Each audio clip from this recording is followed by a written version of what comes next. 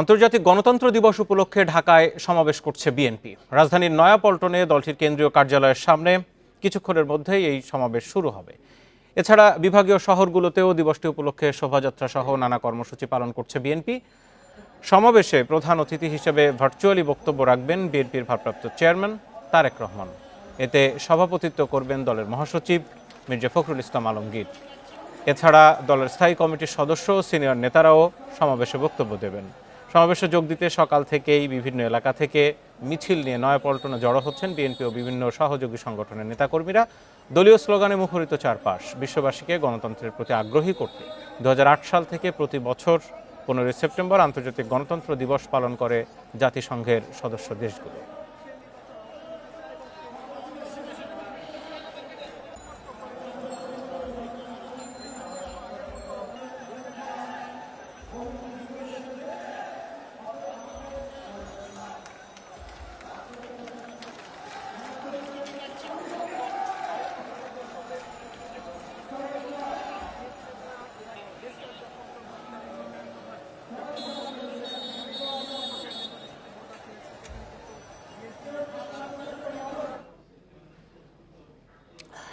এই মুহূর্তে বিএনপির কেন্দ্রীয় অফিস নয়াপল্টনের সামনে থেকে সরাসরি আমার সাথে অডিওতে যুক্ত হচ্ছেন সহকর্মী মাহমুদ শরীফ। মাহমুদ শরীফ, এখন আর কিছুক্ষণ পরেই তো মূল যে সমাবেশ শুরু হয়ে যাবে। তারেক রহমান এই সমাবেশে যোগ দেবেন। গত 15-16 বছর যেই গণতন্ত্র নিয়ে বিএনপি সবচেয়ে বেশি যুদ্ধ করে এসেছে, সেই গণতন্ত্র দিবস আজ কি অবস্থা নয়াপল্টনের? দেখুন, বেলা 2:30টায় আনুষ্ঠানিকভাবে শুরু হবে এই সমাবেশ। তবে বেলা 1টার কিছুক্ষণ আগে থেকে সমাবেশের যে প্রাথমিক কার্যক্রম, অর্থাৎ এখানে বিএনপির যে অঙ্গ সহযোগী সংগঠন আছে, জাসাসের শিল্পীরা এখন প্রতিবাদী গান গাইছে, বিপ্লবী গান গাইছে এবং এখানে যারা নেতাকর্মী উপস্থিত হয়েছেন বলা চলে সকাল 10টার পর থেকেই ঢাকা সহ ঢাকার আশপাশের বিভিন্ন জেলা থেকে নেতাকর্মীরা এই নয়াপল্টনের উদ্দেশ্যে ছুটে এসেছেন এবং 10টার পর থেকে নয়াপল্টনের যে সামনে যেখানে মঞ্চ তৈরি করা হয়েছে সেই মঞ্চের সামনে অবস্থান নিয়ে আছেন এবং এখন পর্যন্ত নেতাকর্মীরা ঢাকার বিভিন্ন এলাকা থেকে, ঢাকার বাইরে থেকে নয়াপল্টনের উদ্দেশ্যে ছুটে আসছেন। এরই মধ্যে ফকিরাপুর, কাকরাইল মোড়, নাইটাঙ্গেল, মালিবাগ সহ বিভিন্ন এলাকায় কিন্তু নেতাকর্মীদের যে ঢল সেটি চোখে পড়ার মতো এবং একেবারে এই সব এলাকা অর্থাৎ ফকিরাপুর পানির ট্যাঙ্কি থেকে শুরু করে বিজয়নগর, নাইটাঙ্গেল মোড়, কাকরাইল মোড় এবং ওইদিকে যদি বলি যে কাকরাইল মসজিদ অর্থাৎ প্রধান বিচারপতির বাসভবন মোড়, এদিকে অপর প্রান্ত যদি বলি শান্তিনগর, মালিবাগ পর্যন্ত, এদিকে রাজারবাগ পর্যন্ত ছড়িয়ে গেছে বিএনপির যে নেতাকর্মীদের ঢল, সেই ঢল। অর্থাৎ মূল মঞ্চের সামনে কেউ কিন্তু এখন আর মিছিল সহকারে আসতে পারছে না, কারণ নয়াপল্টনের যে সামনের সড়ক রয়েছে অর্থাৎ নাইটাঙ্গেল থেকে ফকিরাপুরের মোড়ের যে সড়কের দুই পাশ বলা চলে বেলা 1টার কিছুক্ষণ পর পরই নেতাকর্মীদের উপস্থিতিতে একেবারে ভরপুর হয়ে গেছে। আমরা জানি যে বেলা 2:30টায় শুরু হবে আনুষ্ঠানিকভাবে আজকের কার্যক্রম এবং এই আজকের কার্যক্রমে প্রধান অতিথির বক্তব্য রাখবেন বিএনপির ভারপ্রাপ্ত চেয়ারম্যান তারেক রহমান। তিনি নির্দেশনা দিবেন অর্থাৎ এরই মধ্যে বিএনপির কেন্দ্রীয় নেতারা বিভিন্ন সময়ে নির্বাচনের টাইম ফ্রেম, নির্বাচনের দিকেই সরকারকে বেশি চাপে রেখেছে, অন্তর্বর্তী সরকারকে। আজকের ঘোষণাও কি সেরকম কিছু আসবে কিনা? আপনার তো কেন্দ্রীয় নেতাদের সাথে কথা হয়েছে, কি ধরনের দিক নির্দেশনা আসতে পারে তারেক রহমানের কাছ থেকে?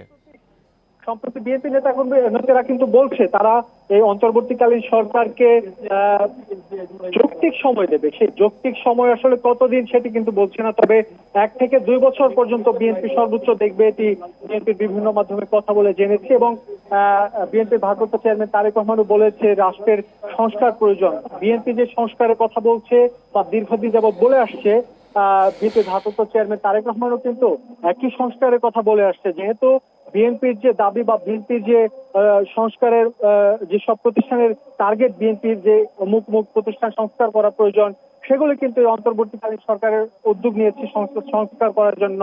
অতএব সেক্ষেত্রে যৌক্তিক সময় দেওয়ার বিষয়ে বিএনপির পক্ষ থেকে কিন্তু এখন টাইম ফ্রেম বেঁধে দেওয়া সেটি কিন্তু এখন পর্যন্ত দেবে না এবং আপাতত অন্তত বিএনপি আরো কিছুদিন এই অন্তর্বর্তীকালীন সরকারের যে কার্যক্রম সেগুলো পর্যবেক্ষণ করবে এবং এরপর তারা সময় বেঁধে দেবে যে অতদিনের মধ্যে নির্বাচনী রোডম্যাপ ঘোষণা করতে হবে। এবং আমরা যে বিষয়টি জানি যে 5 আগস্ট ছাত্র জনতার যে গণঅভ্যুত্থানে আওয়ামী লীগ সরকারের পতন হয় এবং সেই পতনের পর এই নয়াপল্টনে একদিন পরে সমাবেশ হয়। সেই সমাবেশে তারেক রহমান কিন্তু বেশ কিছু দিক নির্দেশনামূলক বক্তব্য রেখেছিলেন এবং আজকেও বিএনপির ভারপ্রাপ্ত চেয়ারম্যান তারেক রহমান বেশ কিছু দিক নির্দেশনামূলক বক্তব্য নেতা কর্মীদের উদ্দেশ্যে দেবেন। আমরা জানি যে বিএনপি বলছে তারা এই যে ছাত্র জনতার যে আন্দোলন ছিল সেই আন্দোলনে তাদের সর্বোচ্চ দিয়ে তারা সেই মাঠে ছিল এবং সম্প্রতি বিএনপি মহাসচিব এক সংবাদ সম্মেলনে দাবি করেছে তাদের 4 শতাধিক নেতাকর্মী এই যে দীর্ঘ 23 দিনের ছাত্র জনতার আন্দোলন ছিল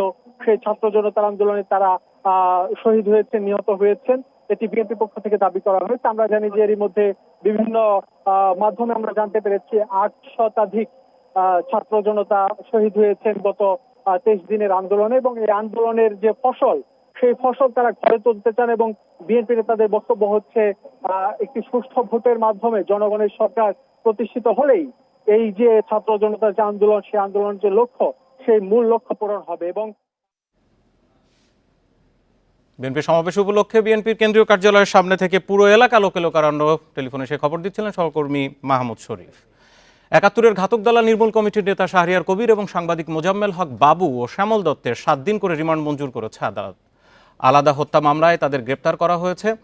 এছাড়া রাজধানীর যাত্রাবাড়ি থানার হত্যা মামলায় সাবেক রেলমন্ত্রী নুরুল ইসলাম সুজনের 3 দিনের রিমান্ড মঞ্জুর করেছেন আদালত। এর আগে তাদের ঢাকার সিএমএম আদালতে হাজির করে পুলিশ। পরে সাবেক রেলমন্ত্রীকে 5 দিন, শাহরিয়ার কবির, মোজাম্মেল হক বাবু এবং শ্যামল দত্তকে 10 দিন করে রিমান্ডের আবেদন করেন মামলার তদন্তকারী কর্মকর্তা। সোমবার রাতে মহাখালীর নিজ বাসা থেকে শাহরিয়ার কবিরকে গ্রেপ্তার করা হয়। সাংবাদিক মোজাম্মেল বাবু ও শ্যামল দত্তকে সোমবার ভোরে গ্রেপ্তার করা হয় ময়মনসিংহের ধোবাউড়া সীমান্তে। একই দিন রাতে রাজধানীর একটি হাসপাতাল থেকে গ্রেপ্তার করা হয় সাবেক মন্ত্রী নুরুল ইসলাম সুজনকে। প্রত্যেকটি সাংবাদিক সম্মেলনে এই মোজাম্মেল হক বাবু স্বৈরাচারের পক্ষে জনগণের বিরুদ্ধে কথা বলে এবং আরেকজন লোক যে শাহরিয়ার কবির সে যখন আওয়ামী লীগ ক্ষমতা থাকে সে যখন দেশে থাকে আর আওয়ামী লীগ যখন ক্ষমতা থাকে না তখন দেশের বাইরে চলে যায়। শাহরিয়ার কবির গত 15 বছর যাবৎ এদেশের মানুষকে হত্যা, গুম করা এবং ইসলাম ধর্মের এবং বিরুদ্ধে কথা বলা, আলেমদেরকে কটাক্ষ করা এবং আমাদের মহানবী সাল্লাল্লাহু আলাইহি সাল্লামকে কটাক্ষ করা সবকিছু তার প্রতিদিনে তার কাজ ছিল। আমরা বলেছি যে রিমান্ড নেওয়ার মতো কোনো উপাদান বা গ্রাউন্ডস নেই, শুধু মিথ্যা মামলায় উদ্দেশ্য প্রণোদিতভাবে এবং হয়রানি করার জন্য এই মামলায় রিমান্ড চাওয়া হয়েছে। আমরা শাহরিয়ার কবির সম্পর্কে বলেছি উনি বাংলাদেশের একজন সিনিয়র সিটিজেন, উনি বিশিষ্ট লেখক, সাংবাদিক, কলামিস্ট এবং বুদ্ধিজীবী। আদালতকে অত্যন্ত জোরালোভাবে বলার চেষ্টা করেছি আমাদের যে অভিযুক্ত মোজাম্মেল বাবু তিনি হচ্ছেন ৭১ টেলিভিশনের ব্যবস্থাপনা পরিচালক এবং তিনি সরেজমিনে রিপোর্ট সংগ্রহ করেন না এবং ওই দিন ঘটনাস্থলে উনি উপস্থিত ছিলেন এই ধরনের কোনো বক্তব্য এজাহার তৎপরবর্তীতে ফরওয়ার্ডিংয়ে উল্লেখ নেই। এবং ভারতে অবৈধ অনুপ্রবেশের চেষ্টার অভিযোগে হওয়া মামলায় সাবেক বিচারপতি এইচ.এম. শামসুদ্দিন চৌধুরী মানিককে জামিন দিয়েছেন আদালত। সকালে সিলেটের অতিরিক্ত চিফ জুডিশিয়াল ম্যাজিস্ট্রেট আদালতের বিচারক অঞ্জন কান্তি দাস তার জামিন মঞ্জুর করেন। এ সময় তাকে ১,০০০ টাকা জরিমানাও করা হয়। তবে তার বিরুদ্ধে দেশের বিভিন্ন স্থানে মামলা থাকায় কারাগারে পাঠানোর নির্দেশ দেন আদালত। গত 23 আগস্ট রাতে সিলেটের কানাইঘাট উপজেলার ডনা সীমান্ত থেকে ভারতে পালিয়ে যাওয়ার সময় শামসুদ্দিন চৌধুরী মানিককে আটক করে বিজিবি। পরদিন তাকে কানাইঘাট থানায় হস্তান্তর করা হয়। অবৈধভাবে ভারত গমনের চেষ্টার অপরাধে তার বিরুদ্ধে কানাইঘাট থানার মামলা নম্বর 10 তারিখ 25/8/2024 বাংলাদেশ পাসপোর্ট অর্ডার আইন 1973 সালে মোতাবেক তার বিরুদ্ধে মামলা রুজু হয়। যোগ্য বিবেচনায় বিজ্ঞ আদালত তাকে আজকের এই মামলায় জামিন প্রদান করেন। অন্যের জমি দখল সহ অনিয়মের মাধ্যমে বিপুল সম্পদ গড়ার অভিযোগ উঠেছে রাজশাহী 4 আসনের সাবেক সংসদ সদস্য ইঞ্জিনিয়ার এনামুল হকের বিরুদ্ধে। সম্প্রতি আইনশৃঙ্খলা বাহিনীর হাতে ধরা পড়ার পর তার অপকর্ম সম্পর্কে মুখ খুলতে শুরু করেছেন স্থানীয়রা। তারা বলছেন নিজ সন্ত্রাসী বাহিনীর পাশাপাশি প্রশাসনকে অবৈধভাবে ব্যবহার করেছেন এমপি এনামুল। 2008 সালে রাজশাহী 4 আসনের সাবেক সংসদ সদস্য এনামুল হক ও তার স্ত্রীর শেয়ারসহ নগদ অর্থ ও ব্যাংকে গচ্ছিত অর্থের পরিমাণ ছিল প্রায় 4.5 কোটি টাকা। 15 বছরের ব্যবধানে তা বেড়ে দাঁড়িয়েছে 13.5 কোটি টাকার ওপরে। আর 2008 সালে যেখানে সংসদ সদস্যের বার্ষিক আয় ছিল 20 লাখ টাকা, 15 বছরে তা বেড়ে দাঁড়িয়েছে 1.24 কোটি টাকায়। অভিযোগ আছে সংসদ সদস্য হয়ে অনিয়ম করে পেয়েছেন কুইক রেন্টাল বিদ্যুৎ কেন্দ্রের অনুমোদন। আর স্থানীয়দের অভিযোগ এনামুল হক অন্যের জমি দখল করেছে, তার জমির পরিমাণ 100 বিঘার ওপরে। 3 বিঘা জমির জন্য 1টি টাকা দেয়নি এবং কোনো এসটিরি ফেস্টিরিও করে নেয়নি। জবর দখল করছে ইঞ্জিনিয়ার এনামুল হক। আমার বাপ দাদার আমল থেকে 100 বছরের বেশি সময় থেকে আমরা খাচ্ছিলাম। উনি আমাদেরকে কোনো টাকা পয়সা আর্থিক ক্ষতিগ্রস্ত কিছুই করেন না এবং বিনা নোটিশে উনি আমাদের দোকান ভাঙচুর করেন। এই জায়গাটা হলো আমাদের বাপদাদার সম্পত্তি। এটা জোরপূর্বকভাবে ইঞ্জিনিয়ার এনামুল হকের নির্দেশনায় ভবানীগঞ্জ পৌরসভার মেয়র উনি জোরপূর্বকভাবে এজাককে ঘর করে দেয়। দুদককে শক্তিশালী না করা পর্যন্ত এই ধরনের অনিয়ম থেকে মুক্তি মিলবে না বলছেন রাষ্ট্রবিজ্ঞানীরা। আর সুশীল সমাজের প্রতিনিধিরা বলছেন দুর্নীতি দমনে আইনের শাসন প্রতিষ্ঠা করতে হবে। এইখানে যারা এই ক্ষেত্রে পদক্ষেপ নিতে পারে দুদক, যে দুর্নীতি দমন কমিশন, আসলে দুর্নীতি দমন কমিশনকে তো শক্তিশালী করা হয়েছে কাগজে কলমে, বাস্তবে করা হয় না। এটা যদি একটা জবাবদিহিতার আওতায় নিয়ে আসতো এবং প্রতি 1 বছর পর পর যদি এগুলোকে পর্যালোচনা করা হতো, তাহলে কিন্তু সংসদ সদস্যরা এত অঢেল সম্পত্তির মালিক বা টাকা পয়সার মালিক হতে পারতো না। এনামুল হক ও তার পরিবারের সম্পদ নিয়ে তদন্ত নেমেছে দুদক। Mustafizur Rahman, Independent News, Rajshahi. আইনশৃঙ্খলা বাহিনী বা সরকারের মদদে গুমের শিকার ব্যক্তির সন্ধান এবং গুমের ঘটনায় জড়িত ব্যক্তি বা প্রতিষ্ঠানকে চিহ্নিতকরণের ক্ষমতা দেওয়া হয়েছে তদন্ত কমিশনকে। একই সঙ্গে কমিশনকে আয়নাঘর সহ যেসব স্থানে গুমের শিকার ব্যক্তিদের আটকে রাখা হয়েছিল সেসব স্থান সহ দেশের যে কোনো স্থান পরিদর্শন সহ যে কোনো ব্যক্তিকে তলব ও জিজ্ঞাসাবাদেরও ক্ষমতা দেওয়া হয়েছে। রোববার এই সংক্রান্ত ক্ষমতা দিয়ে প্রজ্ঞাপন জারি করেছে মন্ত্রিপরিষদ বিভাগ। এই কমিশনকে 90 দিনের মধ্যে সরকারের নিকট প্রতিবেদন দাখিল করতে বলা হয়েছে। গত 27 আগস্ট হাইকোর্টের অবসরপ্রাপ্ত বিচারপতি মঈনুল ইসলাম চৌধুরীকে প্রধান করে 5 সদস্যের এই তদন্ত কমিশন গঠন করে সরকার।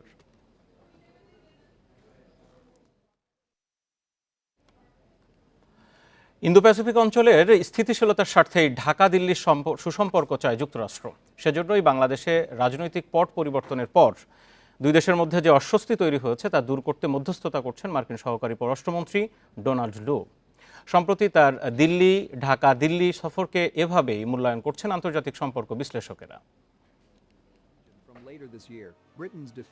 ভূ রাজনৈতিক পরিকল্পনায় ইন্দো প্যাসিফিক কৌশলকে গুরুত্ব দিচ্ছে যুক্তরাষ্ট্র। 30 বছর ধরে এই অঞ্চল ঘিরে কূটনৈতিক কৌশল সাজাচ্ছে দেশটি। বিশ্লেষকদের মতে এই অঞ্চলে অর্থনৈতিক ও প্রতিরক্ষা সহযোগিতা বাড়ানোর জন্য ওয়াশিংটন যে ঘোষণা দিয়েছে তার মূল লক্ষ্য ইন্দো প্যাসিফিকে চীনের প্রভাব ঠেকানো। আর এক্ষেত্রে বাংলাদেশ ও ভারতকে সমানভাবে পাশে চায় যুক্তরাষ্ট্র। তাই ঢাকা দিল্লি সম্পর্ককে গুরুত্ব দিচ্ছে ওয়াশিংটন। ডোনাল্ড লো নিশ্চয়ই কোনো মেসেজ দিল্লি থেকে নিয়ে এসেছেন বাংলাদেশে, এবং বাংলাদেশের কোনো মেসেজ নিশ্চয়ই তিনি দিল্লির কাছে পৌঁছে দেবেন, যার মধ্য দিয়ে তিনি চাচ্ছেন বাংলাদেশ এবং ভারতের মধ্যে দ্বিপাক্ষিক সম্পর্কটা স্মুথ থাকুক। এই সম্পর্ক যদি স্মুথ না থাকে তাহলে দক্ষিণ এবং দক্ষিণ পূর্ব এশিয়ায় যুক্তরাষ্ট্রের যে পলিসি, সেই পলিসিগুলোকে প্রফিট করা আমেরিকার জন্য একটু ডিফিকাল্ট। জাতিসংঘের সাধারণ অধিবেশনে যোগ দিতে আগামী সপ্তাহে নিউ ইয়র্ক যাচ্ছেন প্রধান উপদেষ্টা ডক্টর মোহাম্মদ ইউনূস। সেখানে ভারতের প্রধানমন্ত্রী নরেন্দ্র মোদীর সঙ্গে সাইডলাইন বৈঠক নিয়ে ঢাকার প্রস্তাবে এখনো সাড়া দেয়নি দিল্লি। বিশ্লেষকরা বলছেন দু দেশের সেতু বন্ধনের কাজটি করতে পারে বাইডেন প্রশাসন। দুই হেড অফ দ্য গভর্নমেন্টের মধ্যে যদি একটু সম্পর্ক তারা তৈরি করে দিতে পারে, এবং সেই জায়গাটা আমার মনে হচ্ছে যে যুক্তরাষ্ট্র অনেকটাই যে মধ্যস্থতাকারী ভূমিকা নিয়ে কাজ করার চেষ্টা করছে। মার্কিন প্রেসিডেন্ট যখন ইউএন জেনারেল অ্যাসেম্বলির বৈঠকে যান, সাধারণত উনি কোনো দ্বিপাক্ষিক বৈঠকে মিলিত হন না। যদি দুই পক্ষের স্কেজুল মেলে তাহলে হয়তো সেখানে দেখা হওয়ার একটা সম্ভাবনা আছে। তাদের মতে মিয়ানমারের পর ইন্দো প্যাসিফিকের অন্য অঞ্চল অস্থিতিশীল হলে যুক্তরাষ্ট্রের জন্য হিতে বিপরীত হতে পারে। নাফিজাতুল্লাহ, ইন্ডিপেন্ডেন্ট নিউজ, ঢাকা। বাংলাদেশে আর্থিক স্থিতিশীলতা ও সুশাসন প্রতিষ্ঠায় অন্তর্বর্তী সরকারকে সহযোগিতার বিষয়ে আলোচনা করতেই ঢাকা সফর করছেন মার্কিন কর্মকর্তা ডোনাল্ড লো সহ প্রতিনিধি দল। যুক্তরাষ্ট্রের স্টেট ডিপার্টমেন্টের নিয়মিত ব্রিফিংয়ে সোমবার এই তথ্য জানান মুখপাত্র ম্যাথু মিলার। তিনি বলেন, যুক্তরাষ্ট্র বাংলাদেশকে কিভাবে সহায়তা করতে পারে এই নিয়ে আলোচনা করতে দক্ষিণ ও মধ্য এশীয় বিষয়ক অ্যাসিস্ট্যান্ট সেক্রেটারি ডোনাল্ড লু গুরুত্বপূর্ণ উপদেষ্টাদের সঙ্গে বৈঠক করেছেন। তার সঙ্গে ইউএসআইডির প্রতিনিধিরাও ছিলেন। বাংলাদেশে সুশাসন, বাণিজ্য সম্প্রসারণ ও জনগণের উজ্জ্বল ভবিষ্যৎ গঠনে $20 কোটি আর্থিক সহায়তা দিয়েছে যুক্তরাষ্ট্র। ব্রিফিংয়ে বাংলাদেশের কারাগার থেকে বিভিন্ন জঙ্গি সংগঠনের নেতা ও ইন্টারপোলের তালিকায় থাকা অপরাধীদের মুক্তিদানের বিষয়ে প্রশ্ন করা হয়। তবে মুখপাত্র মিলার জানান, এ বিষয়ে তিনি পরে উত্তর দেবেন।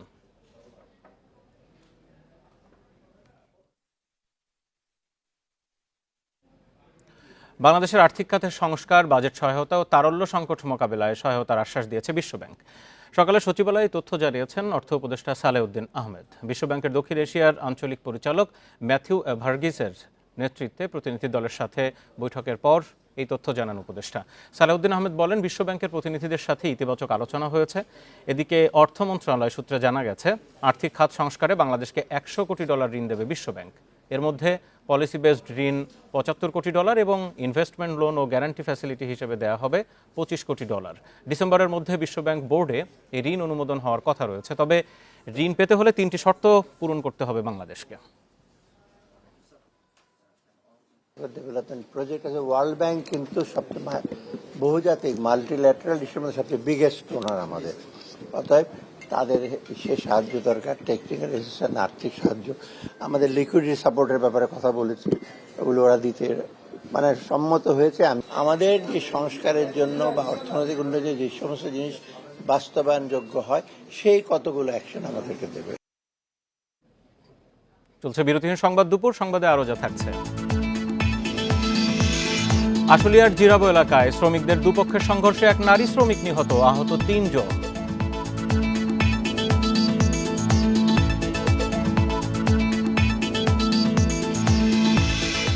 পাচার হওয়া 14 লাখ কোটি টাকা আইনি প্রক্রিয়ায় ফেরানো সম্ভব বলছেন বিশেষজ্ঞরা। সহায়তা দেবে জাতিসংঘ সনদে স্বাক্ষরকারী দেশ।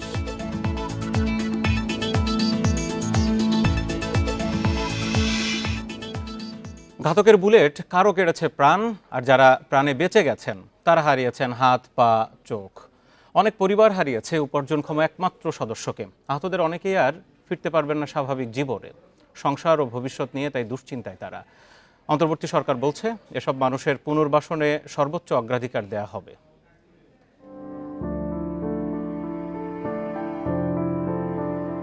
হাসপাতালের বিছানায় বসা তারা 5 জন, কিন্তু গুনেছেন কি পা কয়টি?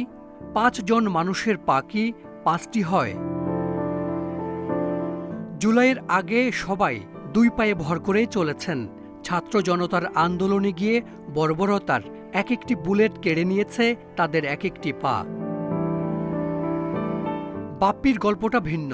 তার 2 পা আছে ঠিকই, কিন্তু পা ফেলার জন্য আলো ঝলমল পৃথিবীটা ঢেকে গেছে অন্ধকারে। বুলেটে নিভে গেছে 2 চোখের আলো। চোখ দুইটা যদি ফিরে পাইতাম, আমার আর কিচ্ছু লাগতো না। দিন কি রাত কি সব আমার থেকে এখন একই মনে হইতাছে।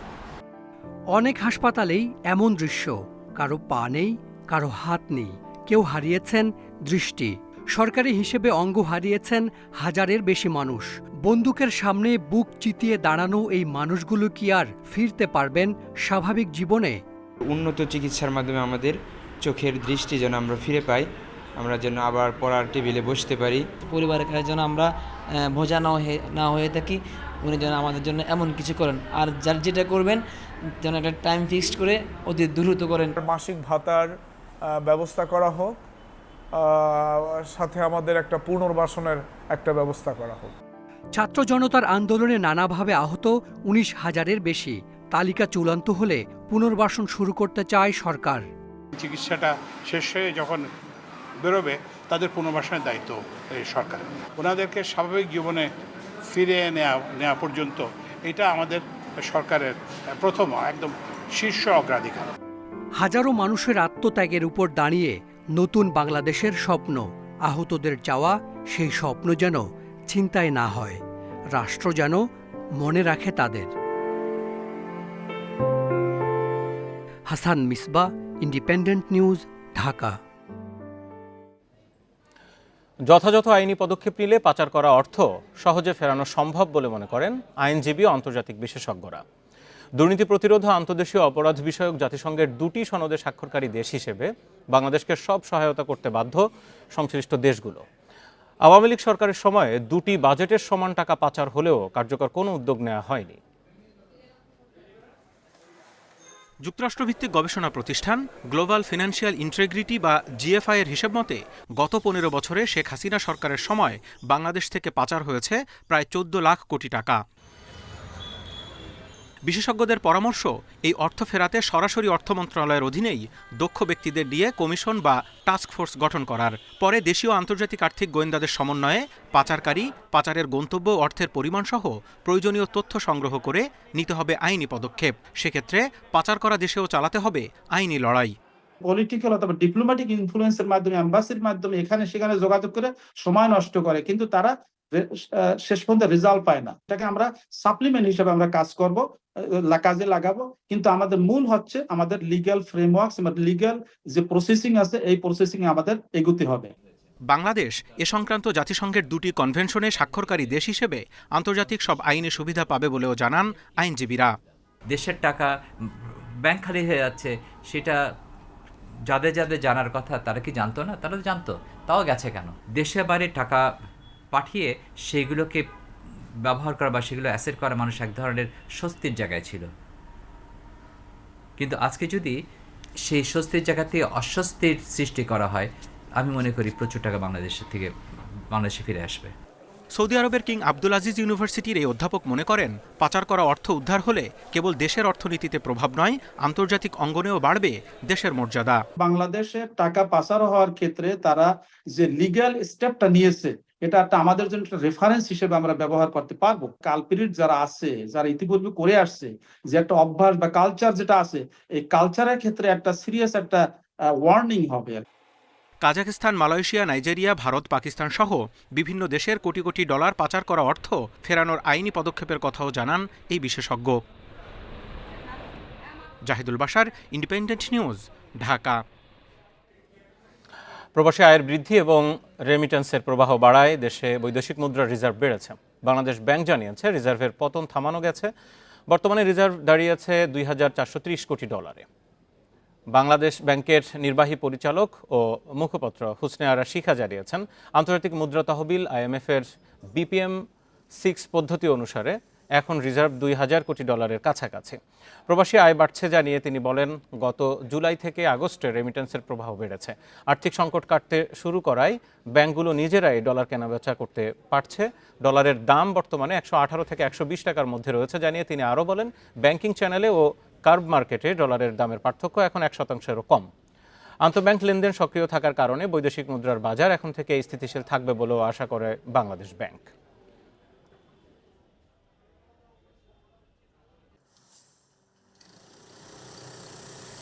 IMF এর BPM 6 অনুযায়ী এটা ২০,০০০ মিলিয়নের কাছাকাছি। ফরেন এক্সচেঞ্জ রিজার্ভ ক্ষয় রোধ করা সম্ভব হচ্ছে, কারণ রেমিটেন্সের প্রবৃদ্ধি ঘটছে। গত অর্থবছরের তুলনায় এই অর্থবছরে প্রায় ৬০% প্রবৃদ্ধি হয়েছে। আশুলিয়ার জিরাবতে শ্রমিকদের দুই পক্ষের সংঘর্ষে এক নারী শ্রমিক নিহত হয়েছেন, আহত আরও ৩ জন। সকাল 10টার দিকে কারখানায় কাজে যোগ দেওয়া নিয়ে শ্রমিকদের দুপক্ষের সংঘর্ষে হতাহতের এই ঘটনা। শিল্প পুলিশ জানিয়েছে, সকালে মাস্কট নামে একটি কারখানার শ্রমিকরা কাজ বন্ধ করে বের হয়ে যায়। এ সময় তারা পাশের কারখানায় কাজ বন্ধ করার জন্য ইটপাটকেল নিক্ষেপ করে। তাদের প্রতিহত করতে পাল্টা ইটপাটকেল নিক্ষেপ করে শ্রমিকদের আরেক পক্ষ। এ সময় রোকেয়া বেগম নামে এক নারী শ্রমিকের মৃত্যু হয়। এদিকে গাজীপুরে বকেয়া বেতনের দাবিতে সড়ক অবরোধ করে 4টি কারখানার শ্রমিকরা সকাল 9:30 থেকে ঢাকা ময়মনসিংহ মহাসড়ক অবরোধ করেন তারা। পরে বেতন পরিশোধের আশ্বাসে সড়ক থেকে সরে যায়। এছাড়া ঢাকা টাঙ্গাইল মহাসড়কের চন্দ্রাও চক্রবর্তী এলাকাতেও বকেয়া বেতনের দাবিতে বিক্ষোভ করেছেন শ্রমিকরা। অন্যদিকে আশুলিয়ায় এখনও বন্ধ 19টি কারখানার উৎপাদন।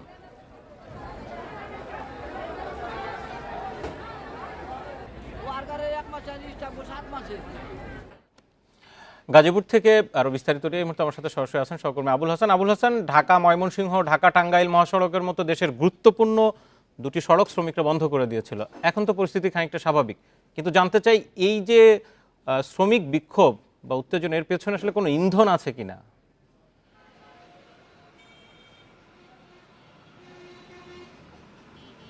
দেখুন, আজকে সাভার এবং গাজীপুরে দুটো এলাকাতে, শিল্প এলাকাতেই কিন্তু শ্রমিক বিক্ষোভ হয়েছে এবং সাভারে একজন নারী শ্রমিক কিন্তু মারা গেছেন আমরা জানতে পেরেছি। এই যে বিক্ষোভ এবং সংঘর্ষ বিভিন্নভাবে হয়েছে, সে কারণে কিন্তু ঢাকা টাঙ্গাইল এবং ঢাকা ময়মনসিংহ মহাসড়ক দীর্ঘ সময় বন্ধ ছিল। আমরা খবর নিয়ে যেটি জেনেছি যে ঢাকা ময়মনসিংহ মহাসড়ক 3 ঘন্টার মতন বন্ধ ছিল এবং ঢাকা টাঙ্গাইল মহাসড়ক ঘন্টার বেশি সময় কিন্তু বন্ধ ছিল। ফলে এই যে দুটো সড়ক ব্যস্ততম সড়ক, এখান দিয়ে যে যাত্রীরা আছেন তারা কিন্তু দারুণ দুর্ভোগে পড়েন। বেশ কয়েক কিলোমিটার এলাকা যানজট তৈরি হয় এবং সেই যানজটের যে রেশ সেটি কিন্তু এখনও রয়ে গেছে। মোটামুটি বলা চলে যে গাড়ির যে স্বাভাবিক গতি সেটি কিন্তু এখনও ফিরে আসেনি। অনেকটা ধীর গতিতে এই দুটি মহাসড়কে কিন্তু যানবাহন চলাচল করছে। আমরা শিল্প পুলিশের সঙ্গে কথা বলছিলাম, তারা যেটি জানিয়েছেন যে গাজীপুরে 4টির বেশি কারখানায় এখানে শ্রমিক আন্দোলন হয়েছে। এর মধ্যে চক্রবর্তী চন্দ্রা এলাকায় এবং টঙ্গীর খাপাড়া এলাকায় এখানে শ্রমিকরা আন্দোলনের নামে তারা সড়ক অবরোধ করে বিভিন্ন বেতন বাড়ানো সহ, বেতন দেওয়া সহ, বকেয়া বেতন দেওয়া সহ বিভিন্ন দাবিতে তারা কিন্তু এই আন্দোলন করেছিল এবং পরবর্তীতে শিল্প পুলিশ সেনাবাহিনীর সদস্যরা তাদেরকে বুঝিয়ে সেখান থেকে সরিয়ে দেয়।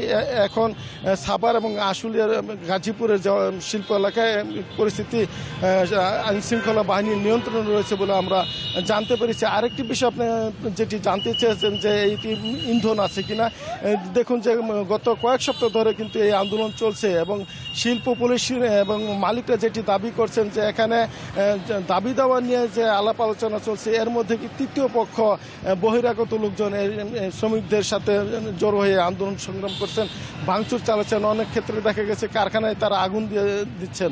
এটি বহিরাগতের ইন্ধনে হচ্ছে বলে তারা বলছেন এবং একই সঙ্গে এখানে ঝুট ব্যবসা। আবুল হোসেন, একদম ছোট্ট করে 2-1টি ছাড়া মোটামুটি বাকি সবগুলোর পরিবেশ তো স্বাভাবিক, তাই না?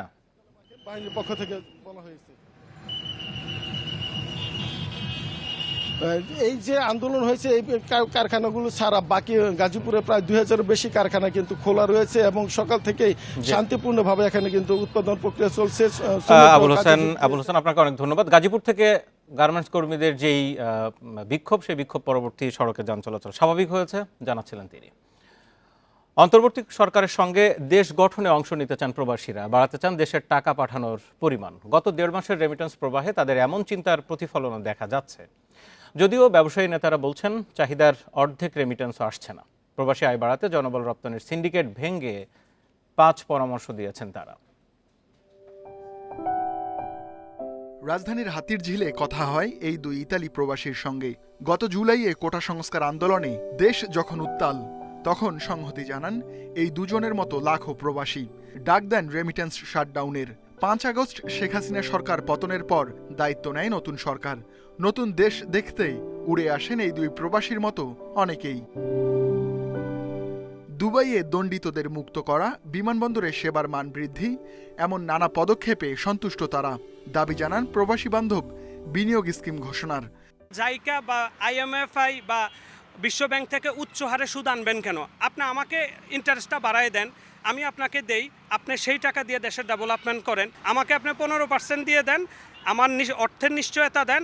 বাংলাদেশ বিমান অনেক সময় সিট খালি রেখে আসে, কিন্তু আমরা যখন টিকিট বুকিং দিতে যাই তখন দেখি যে টিকিট নাই, এজেন্সি থেকে বলতেছে টিকিট বিমান ফুল। তো এইগুলা হচ্ছে, এই সিস্টেমগুলো চেঞ্জ করা দরকার। গত আগস্টে প্রবাসীরা বৈধ পথে পাঠান $222 কোটি। সেপ্টেম্বরের 14 দিনেই এসেছে $117 কোটি। বাংলাদেশ ব্যাংক কর্মকর্তাদের মতে সরকারের পতন ও অর্থ পাচার কমায় বৈধ পথে বাড়ছে রেমিটেন্স। আমার ব্যাংকের ভেতরে যদি আমার সুশাসন তৈরি হয়, কারণ যারা দেশের বাইরে থাকেন তারা তো অর্থনীতির নীতিগীতি অত বুঝবেন না, তো ওনাদের জন্য গুরুত্বপূর্ণ দেখতে চান যে এই প্রতিষ্ঠানগুলো তাদের অর্থ নিরাপদ আছে। জনশক্তি রপ্তানির সিন্ডিকেট ভেঙে দেওয়ার পরামর্শ ব্যবসায়ীদের। দক্ষ জনবল তৈরি করা গেলে প্রবাসীদের আয় বাড়বে। তাদের মতে বাজার বাড়াতে জোর দিতে হবে অর্থনৈতিক কূটনীতিতেও।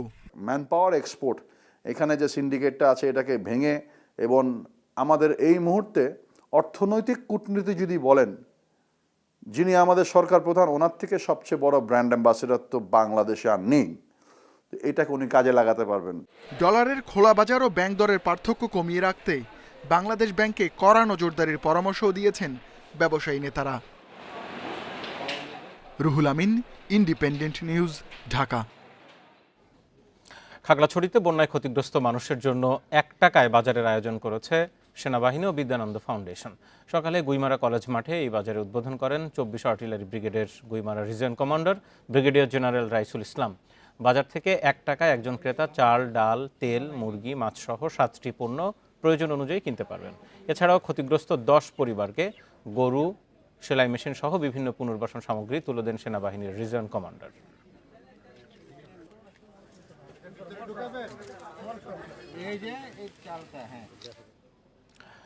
নানা আয়োজনে খাগড়াছড়িতে বৌদ্ধ ধর্মাবলম্বীদের অন্যতম ধর্মীয় উৎসব মধু পূর্ণিমা উদযাপিত হচ্ছে।